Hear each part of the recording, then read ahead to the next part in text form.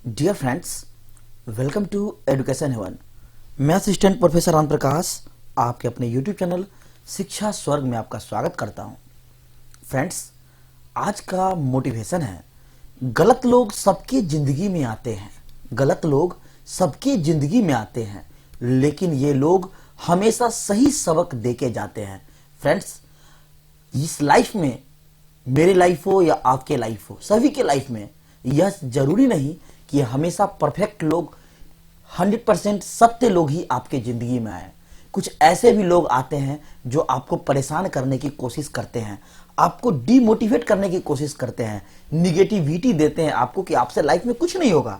तो ऐसे लोगों को नजरअंदाज करते हुए, सीखते हुए जिंदगी में आगे बढ़ना चाहिए। इसी को हम लाइफ कहते हैं। फ्रेंड्स, यदि आपको मेरा वीडियो अच्छा लगता है, हेल्पफुल लगता है, तो आप मेरे चैनल को सब्सक्राइब करें, वह बेल आइकन दबा दें ताकि आने वाले वीडियो की नोटिफिकेशन पहले आपको मिल सके। वह कमेंट जरूर करें, आपका कमेंट हमें मोटिवेशन देता है और इसीलिए मैं आपके लिए नए नए वीडियो लाते रहता हूं जो आपके लिए काफ़ी यूजफुल होता है। तो आज का भी यह वीडियो काफ़ी इंपॉर्टेंट होने वाला है, जिसमें मैं आपको BEd first year C2 paper, course 2 paper का एक महत्वपूर्ण प्रश्न बताऊंगा जो कि आपका होगा वह आदर्शवाद से संबंधित। किससे? आदर्शवाद से। और यह आपका यूनिट 3 से है। तो C2 पेपर क्या है? समकालीन भारत एवं शिक्षा, यानी कंटेम्पोररी इंडिया एंड एजुकेशन। तो फ्रेंड्स, आज का इंपॉर्टेंट प्रश्न क्या है देख लीजिए। आज का प्रश्न आपका आदर्शवाद पर प्रकाश डालें। आदर्शवाद तथा शिक्षा के उद्देश्यों व सिद्धांतों को लिखें। अब आदर्शवाद पे आपको बहुत घुमा फिरा कर क्वेश्चन पूछेगा, लेकिन मैं आपको इसमें अलग अलग पार्ट में आपको आंसर बना कर दिया हूं ताकि प्रश्न कैसे भी घुमाए आपका आंसर आप लिख सकते हैं, यही होगा आंसर। चलिए तो शुरू करते हैं आज का यह आंसर और सेशन। आदर्शवाद। आदर्शवाद क्या है? आदर्शवाद का आधार आध्यात्म है। आदर्शवाद मूलभूत रूप से शाश्वत मूल्यों एवं आदर्शों को स्वीकार करता है। आदर्शवाद आदर्श, आइडियल को स्वीकार करता है। इस विचारधारा के अनुसार भौतिक जगत की कोई भी वस्तु शाश्वत नहीं है, अतः इनका विशेष महत्व नहीं है। आदर्शवाद के अनुसार इस जगत में कोई भी वस्तु यूजफुल नहीं है, मतलब उसका जो है महत्व नहीं है। इस विचारधारा के अनुसार आत्मा, परमात्मा और विचार ही शाश्वत है। आदर्शवाद के अनुसार क्या है? आत्मा, परमात्मा और विचार, यानी कि थॉट, यही 3 शाश्वत है। आदर्शवाद के आदि प्रवर्तक प्लेटो के अनुसार प्रत्यक्षों या विचारों का एक वास्तविक विचारों के प्रकटीकरण से ही यह भौतिक जगत बना है और इसी मत को प्रत्ययवाद या विचारवाद कहा जाता है। नेक्स्ट, आदर्शवाद का अर्थ क्या होता है? तो चलिए देखते हैं। आदर्शवाद अंग्रेजी भाषा के आइडियलिज्म शब्द का हिंदी रूपांतरण है। यानी आइडियलिज्म का अर्थ होता है आदर्शवाद, जो 2 शब्दों से मिलकर बना है। एक है आपका आइडिया और दूसरा है आपका इज्म। यही 2 शब्दों के मिलकर बना है आपका आदर्शवाद। आइडिया शब्द का अर्थ होता है विचार और इज्म शब्द का अर्थ होता है वाद। यानी कि आदर्शवादियों के विचार है कि जिस प्रकार भौतिकवाद संसार का आधार पदार्थ को मानता है, उसी प्रकार आदर्शवाद संसार का आधार मन को मानता है। किसे मानता है? मन को। ये छोटे छोटे पॉइंट आप ध्यान में रखेंगे। तो आदर्शवाद की परिभाषा, तो चलिए एक परिभाषा भी देख लेते हैं। रोजन के अनुसार आदर्शवाद की परिभाषा है, आदर्शवादियों का विश्वास है कि ब्रह्मांड की अपनी बुद्धि एवं इच्छा और सब भौतिक वस्तुओं को उनके पीछे विद्यमान मन द्वारा स्पष्ट किया जा सकता है। किसके द्वारा? उनके मौजूद मन द्वारा जो है किसी बातों को, विचारों को स्पष्ट किया जा सकता है। तो ये था आपका रोजन के अनुसार आपका डिफिनेशन। नेक्स्ट, आदर्शवाद के शिक्षा के उद्देश्य। आदर्शवाद व शिक्षा के उद्देश्य निम्नलिखित है। नंबर 1, शारीरिक व मानसिक विकास। शारीरिक व मानसिक विकास। आदर्शवादी मनुष्य के शारीरिक व मानसिक विकास पर विशेष बल देते हैं। जब कोई व्यक्ति अच्छा आहार ले यानी अच्छा भोजन ले, वह विचार पर नियंत्रण रखे, तो उसका शारीरिक और मानसिक विकास अच्छा रहेगा। फ्रेंड्स, आप अपने आस पड़ोस में ऐसे भी व्यक्ति देखते होंगे जिनका बोलने का तरीका ठीक नहीं है, उनका विहेव अच्छा नहीं है, तो जिनका विहेव गुस्सैल टाइप के लोग होते हैं, उनके अपने ऊपर नियंत्रण नहीं होता है। और जो लोग व्यवहारिक होते हैं, उनका अपने ऊपर गुस्सा के ऊपर अच्छा नियंत्रण होता है, जिस कारण उनका मानसिक विकास भी अच्छा होता है। प्लेटो ने खुद को एकेडमी के बच्चों के शारीरिक व मानसिक विकास पर ही बल दिया था, लेकिन वे शिक्षा को एक सहायक उद्देश्य मानते थे, मुख्य उद्देश्य नहीं। प्लेटो के अनुसार जो है, बच्चों का शारीरिक और मानसिक विकास महत्वपूर्ण था, भले ही वह शिक्षा क्यों न प्राप्त कम किया हो, लेकिन मानसिक और शारीरिक विकास अच्छा होना चाहिए, ऐसा उनका थॉट था। नेक्स्ट पॉइंट नंबर 2, सामाजिक व सांस्कृतिक विकास। आदर्शवादी के अनुसार मनुष्य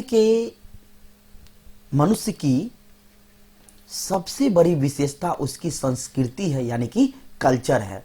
यही कारण है कि वे शिक्षा द्वारा मनुष्य की संस्कृति के संरक्षण तथा विकास पर बल देता है। फ्रेंड्स, हमारे देश में जो संस्कृति है, जो यहाँ का सामाजिक कल्चर है, सभी जगह अलग अलग जरूर है, लेकिन सभी लोग उसकी पालन करते हैं, उसको बचाने की कोशिश करते हैं। एज लाइक आप जो भी फेस्टिवल मना रहे हैं, आपके पूर्वजों से वह मनाते आ रहे हैं, इसीलिए आप मना रहे हैं। यदि आपके पहले के लोग, पूर्वज के लोग उसे नहीं मनाते, तो आप भी नहीं मनाते। तो वही होता है संस्कृति को यानी कल्चर को फॉलो करना। नेक्स्ट पॉइंट नंबर 3, आध्यात्मिकता का विकास। प्लेटो के अनुसार मनुष्य की प्रकृति सत्यम शिवम सुंदरम की ओर झुकी हुई है, क्योंकि वह हमेशा सत्य की खोज के लिए प्रयत्नशील रहता है। आध्यात्मिकता का विकास यह कहता है कि एक मनुष्य को हमेशा ट्रूथ पर ध्यान देना चाहिए, जो सच्चाई हो उस पर ज्यादा फोकस करना चाहिए और उसी को आगे बढ़ाने में लगे रहना चाहिए। जो कल्याणकारी व सुंदर हो उसे अपनाता है, और जो न हो उसे त्याग करता है, यानी उसके लिए जो जरूरत होता है वही सुंदर है, और जो उसके लिए जरूरत नहीं है उसका वह त्याग कर देता है। नेक्स्ट पॉइंट नंबर 4, श्रेष्ठ नागरिकों का निर्माण। सामाजिक जीवन को उच्च और संतुलन में बनाए रखने के लिए श्रेष्ठ नागरिकों का होना आवश्यक है, यानी अच्छे नागरिकों का होना आवश्यक है। आदर्शवादी के अनुसार श्रेष्ठ व्यक्ति हमेशा राज्य के प्रति समर्पित होते हैं। फ्रेंड्स, श्रेष्ठ व्यक्ति का यह मतलब नहीं है कि अमीर होना चाहिए। श्रेष्ठ व्यक्ति का यह मतलब है वैसा व्यक्ति जो शिक्षित हो या फिर किसी सेक्टर की ओर वह कुशल हो और देश को बढ़ने में, आगे उन्नति में सहायता करता हो, वही आपका श्रेष्ठ नागरिक, जो समाज को निर्माण करता है, समाज का विकास करता है और जीवन को उच्च बनाता है। नेक्स्ट पॉइंट नंबर 5, नैतिक व चारित्रिक विकास। आदर्शवादी स्व के उच्चतम विकास के लिए, स्व मतलब खुद का, नैतिक व चारित्रिक विकास पर विशेष बल देते हैं। वे सामाजिक नियमों में आस्था रखते हैं और उसका पालन स्वेच्छा से करते हैं। नैतिक व चारित्रिक विकास यानी जिस व्यक्ति में खुद का अच्छा चरित्र होता है, वह दूसरों को चाहता है कि वह भी चरित्रवान हो। वह जो अच्छा व्यवहार करता है वह दूसरे को अच्छी बातें सिखाता भी है, यह आप भी जानते हैं। एक अच्छा पीपल ही दूसरे को अच्छा बनाने की कोशिश करता है। नेक्स्ट, शिक्षण विधियां। आदर्शवाद के अनुसार शिक्षण विधियां क्या है? आदर्शवादी इस तथ्य को स्वीकार करते हैं कि बच्चे प्रारंभ में अनुकरण द्वारा सीखते हैं। आप छोटे बच्चे को ले लीजिए, आप जैसे करेंगे वो बच्चा वैसे ही करने की कोशिश करता है।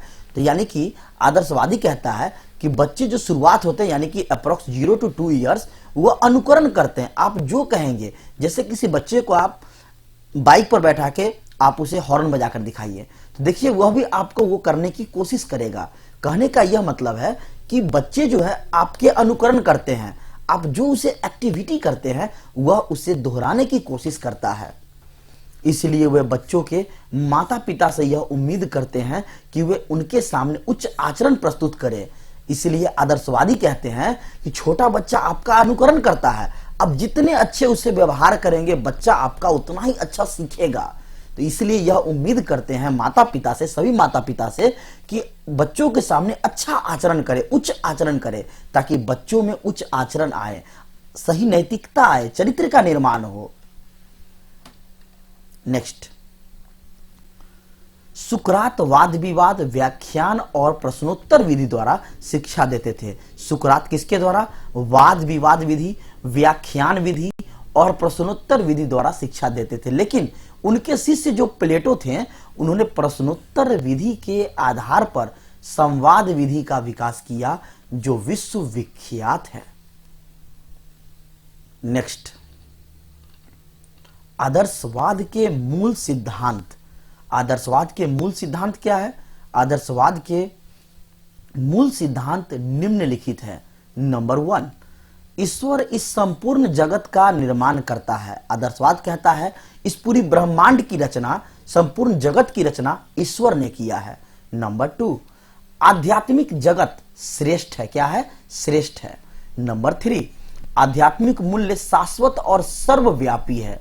नंबर 4, मानव ब्रह्मांड की सर्वश्रेष्ठ रचना है। आदर्शवादी के अनुसार इस ब्रह्मांड की सबसे अनमोल तोहफा मनुष्य है, क्योंकि आप जानते हैं इस प्रकृति का दिया हुआ जितने भी अनमोल वस्तुएं हैं, अनमोल चीजें हैं, उसका सदुपयोग अगर कोई किया है तो वह मानव किया है। इसलिए आदर्शवादी के अनुसार मनुष्य ब्रह्मांड की सर्वश्रेष्ठ जो है रचना है।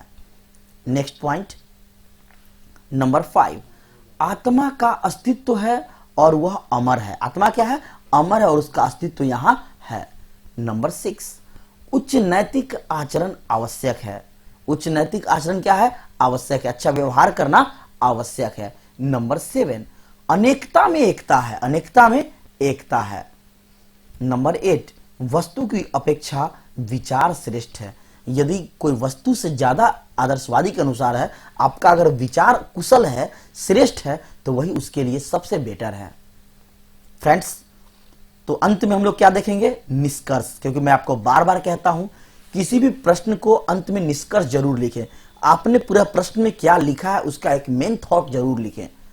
तो निष्कर्ष, आदर्शवाद व्यक्ति के व्यक्तित्व का उत्कर्ष, आत्मानुभूति के शाश्वत आदर्शों की प्राप्ति तथा सांस्कृतिक भौतिक जगत को अंतिम सत्य नहीं मानता, किंतु सत्य का आभास तो मानता ही है। इसी भौतिक जगत में रहकर एवं भौतिक वातावरण के सहयोग से ही आदर्शवाद चरम सत्य को प्राप्त करने का परामर्श देता है। फ्रेंड्स, मैंने आपको बहुत अच्छे तरीके से ये प्रश्नों का आंसर दिया हूं आदर्शवाद पे। अब इसी प्रश्न को कितना बदल के पूछ सकता है आपसे। आदर्शवाद का शिक्षा का उद्देश्य क्या है बताइए, मूल सिद्धांत बताइए, इसकी अवधारणा बताइए, प्रकृति बताइए, परिभाषा बताइए, और वो सब मैंने आपको इस आंसर में बताया है।